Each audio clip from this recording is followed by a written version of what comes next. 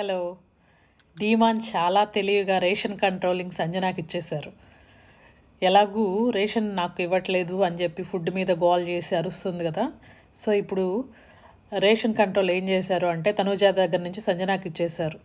So goal చేసే వాళ్ళకి అధికారం ఇస్తే వాళ్ళకి తెలుస్తాయి కదా సాధక బాధకాలు, దాంట్లో ఉన్న కష్ట నష్టాలు ఎలా కంట్రోల్ చేస్తుంది ఏంటి, ఆవిడికి నచ్చినవి ఆవిడ వండుకొని తింటుందా, లేకపోతే కంట్రోలింగ్గా అందరికీ మంచిగా పెడుతుందా చూద్దామని చేసి మొత్తానికి ఆమెకే అధికారాలు ఇచ్చారు.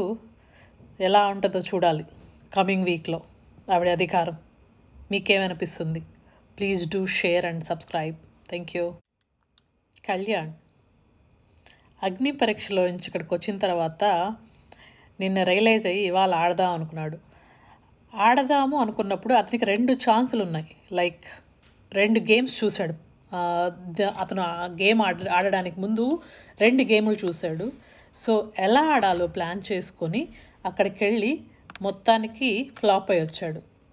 నాకు తెలిసి కళ్యాణ్ ఎక్కువ రోజులు అయితే ఉండడు. ఎందుకంటే గేమింగ్ స్ట్రాటజీ లేదు, ఎలా ఆడాలో తెలీదు. జస్ట్ స్టామినా ఉంది, బట్ ఆ స్టామినాకి తగ్గ గేమ్స్ వస్తాయా అంటే చెప్పలేము. సో వచ్చిన 1 గేమ్ కూడా సరిగ్గా ఆడలేక డిస్క్వాలిఫై అయ్యాడు. ఇలా అయితే నాకు తెలిసి అతను ఎక్కువ రోజులు ఉండడు, అది మాత్రం షూర్.